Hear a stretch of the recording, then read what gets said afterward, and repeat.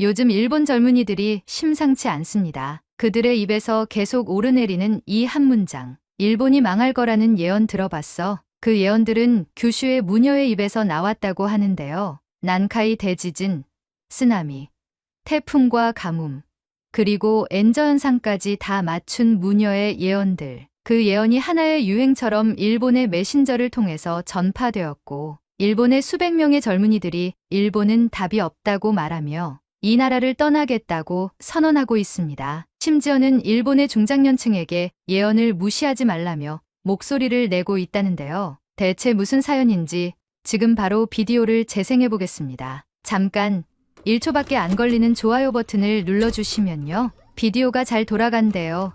좋아요는 무료잖아요. 안녕하세요. 저는 서울 강북에서 살고 있는 27살 일본인 아오이 미나라고 합니다. 한국에 온 지는 아직 몇 달밖에 되지 않았고 최근 취업을 했어요. 그리고 일본어 과외로 생활비를 충당하고 있죠. 도쿄에서 살다가 서울로 오게 되기까지. 그 선택은 단번에 내린 게 아니었어요. 솔직히 말하면 제가 제 나라를 떠나야겠다고 결심하게 된 계기는 무슨 커다란 사명감도 대단한 이념도 아니었거든요. 시작은 그저 밥 한 공기를 제대로 먹지 못했던 어느 날 뉴스 속에서 흘러나오던 한 무녀의 예언이었습니다. 제가 도쿄에 있을 땐 신주쿠 근처의 작은 사무실에서 일했어요. 학교 졸업 후 안정적이라는 이유로 들어간 회사였지만 실상은 퇴근 시간이 따로 없는 기획팀, 매달 빠듯한 월급, 그리고 4평의 좁은 원룸에서의 자취 생활이 전부였습니다. 그래도 처음엔 참았어요.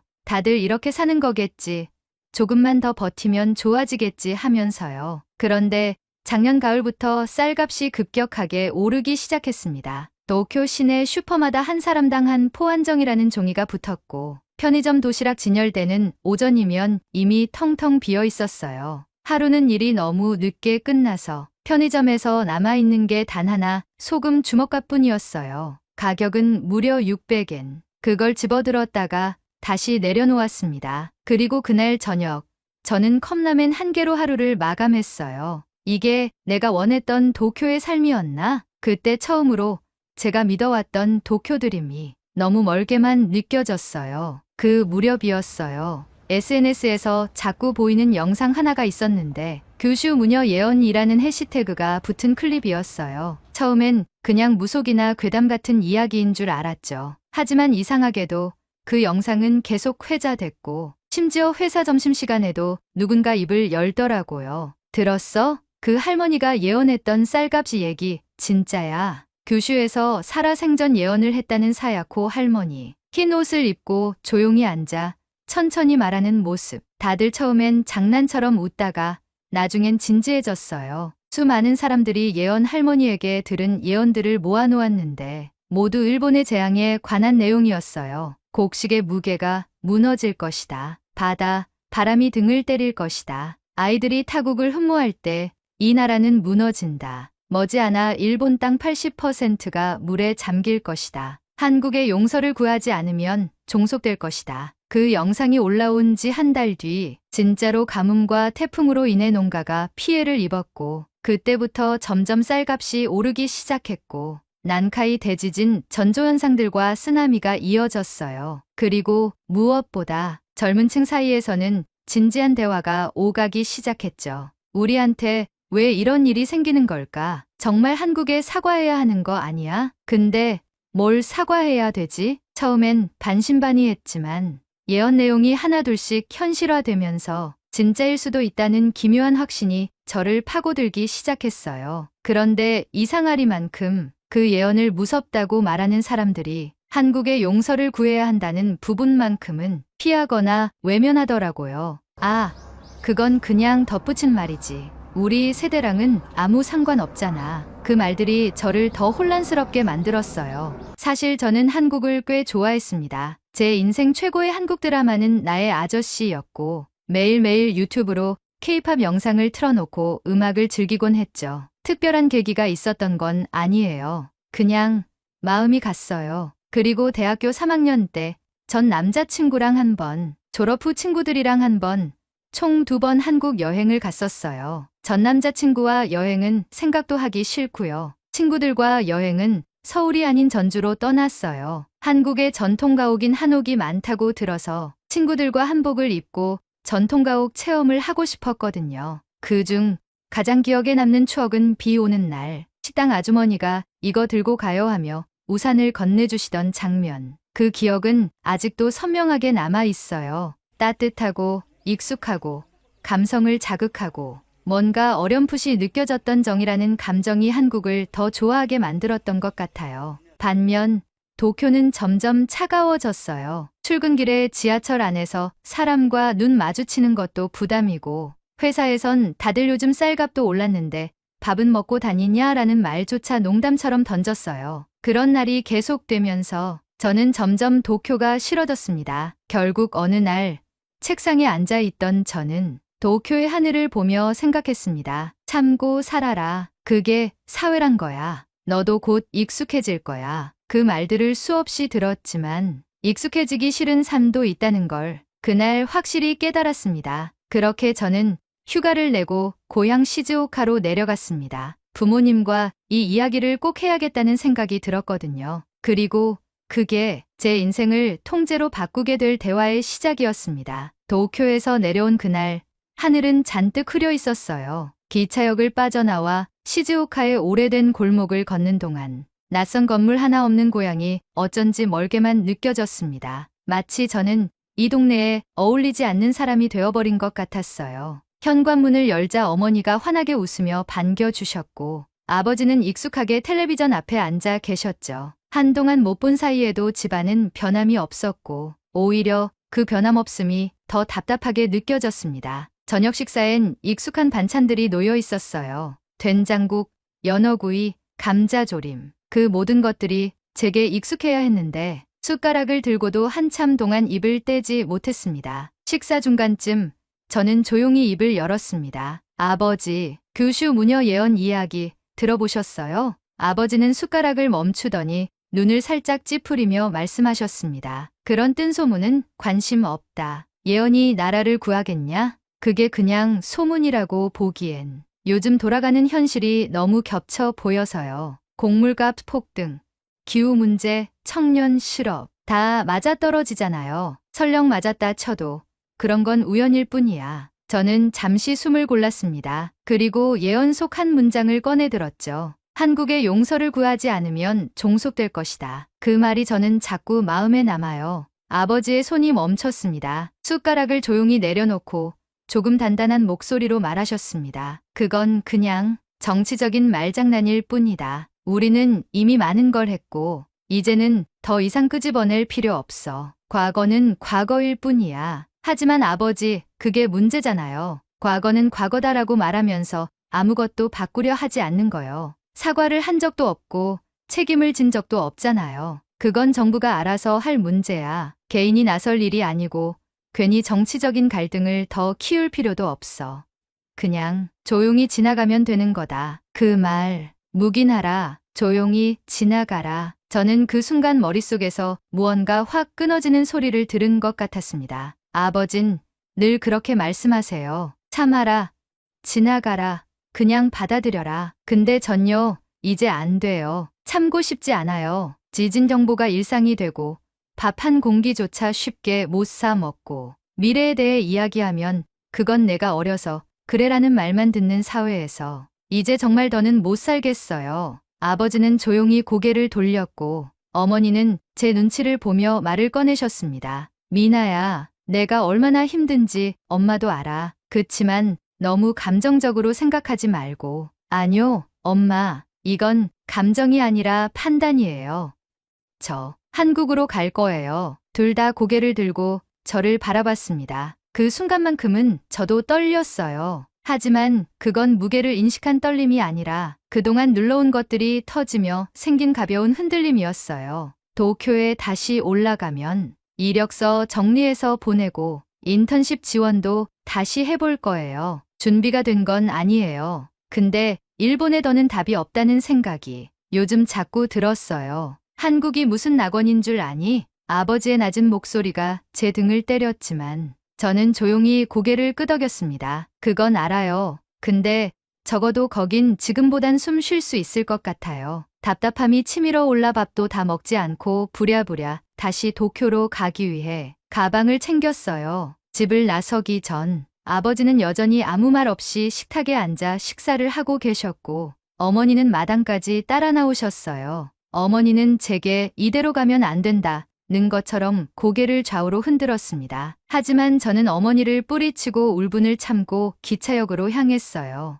밤 기차를 타고 도쿄로 돌아오는 길, 창밖의 어둠 속에 비치는 제 얼굴이 무척 낯설게 보였어요. 처음으로 부모님과 그렇게 심하게 말다툼을 했고, 처음으로 나는 일본이 이래서 안 되는구나란 생각이 들었습니다. 한참 동안 멍하니 앉아 있는데 휴대전화가 진동을 울렸습니다. 어머니에게서 메시지가 도착해 있었어요. 미나야, 너의 인생은 너의 것이야. 가고 싶은 곳으로 가렴. 엄마는 언제나 내 편이야. 그 순간 눈물이 왈칵 쏟아졌습니다. 그 한 줄의 문장이 지금까지 누구에게도 들어보지 못했던 진짜 위로처럼 느껴졌어요. 이대로는 안 되겠다. 그제야 제 마음이 확실히 굳었습니다. 고향집에서 도쿄로 돌아온 저는 가방을 내려놓기도 전에 컴퓨터를 켰습니다. 진짜로 간다. 입 밖으로는 이미 말했지만 이제는 행동으로 옮길 차례였어요. 한국에 있는 기업들의 채용 공고를 찾기 시작했습니다.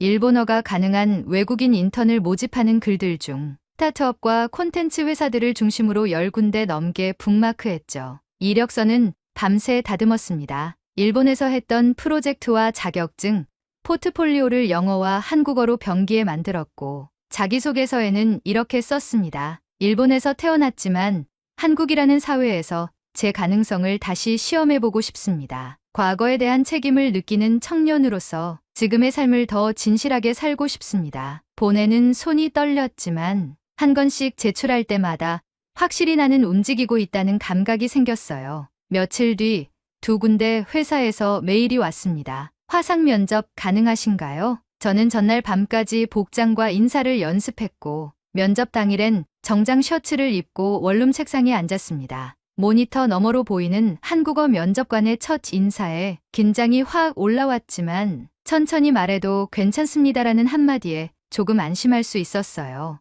면접이 끝나고 이틀 뒤 한 곳에서 메일이 왔습니다. 제목은 이렇게 시작되었어요. 인턴십 최종 합격 안내. 읽는 순간 모니터를 덮고 한참을 멍하니 앉아 있었어요. 그건 단순히 일자리를 구했다는 기쁨이 아니라 나는 이제 정말 간다는 실감이었어요. 비행기를 타고 저는 한국에 도착했어요. 서울은 생각보다 더 쌀쌀했고 말도 잘 안 통하니까 공항에 내려서부터 마음이 좀 붕 뜬 느낌이었어요. 숙소는 강북 쪽 반지하 원룸이었는데 처음 문 열고 들어갔을 땐 내가 진짜 여기서 살 수 있을까 하는 생각부터 들더라고요. 방은 작고 눅눅했고 가구도 없고 그래도 계약은 해버렸고 일단 눕고 나니 현실감이 확 왔어요. 그날 저녁 배가 고파서 한국 배달 앱을 설치해 봤는데 뭐가 뭔지 하나도 모르겠는 거예요. 결국 번역기 돌려가면서 겨우 김치찌개 하나 시켰고 그걸 방바닥에 앉아서 먹는데 그냥 멍했어요.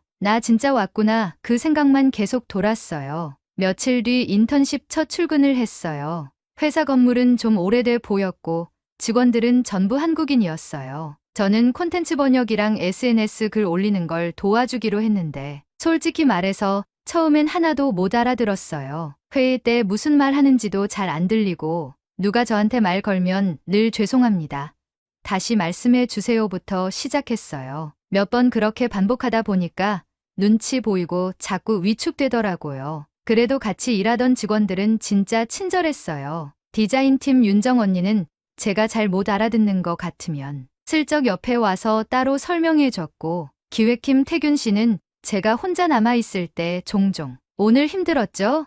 이렇게 말도 걸어줬어요. 그런데 딱 한 달 지나고 나서 회사에서 연락이 왔어요. 정말 열심히 하셨는데 이번엔 정규직 전환은 어렵게 됐습니다. 예상은 하고 있었지만 진짜 그렇게 되니까 확 무너지더라고요. 인턴 끝나고 나면 뭔가 달라질 줄 알았거든요. 그날 집에 와서 컴퓨터도 안 켜고 그냥 불 꺼놓고 누워 있었어요. 그러고 한참 누워 있으니까 생각이 꼬리에 꼬리를 물더라고요. 이제 뭐 하지? 한국까지 와서 이러고 있는 게 맞나? 그냥 돌아갈까? 일본으로 돌아가면 말 안 통해서 쩔쩔맬 일도 없고 친구도 있고 부모님도 계시고 적어도 혼자는 아니잖아요. 근데 이상하게도 도쿄 생각이 나면 마음이 더 답답해졌어요. 거긴 제가 아무리 발버둥 쳐도 그건 내가 아직 어려서 그래 같은 말이나 들을 곳이니까요. 쌀값 오르고 청년은 일자리 없고 사회는 잘못을 인정 안 하고